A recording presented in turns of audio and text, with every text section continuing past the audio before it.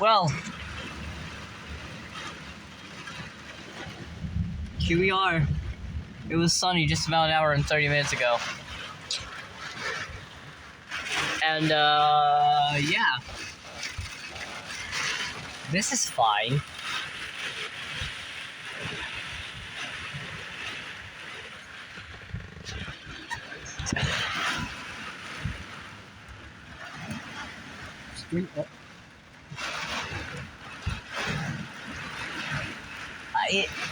The weather said sunny, but I'm not sure about that. So far, this is the most rain that northeastern Kansas has seen since 2008. 2008. And quickly on track to be the most rain Kansas has received in like 3 years. Man, this week's gonna be San Francisco in 2021 if it gets more rain. It is not going to be San Francisco. That was an exaggeration.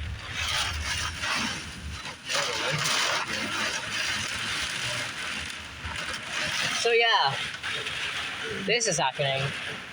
I don't think we have to water the sunflower tonight. Say hi to It's been Moses. raining every freaking 2 or 3 days. I'll cut that out. So yeah, if I live through this, I'm making a video and update this.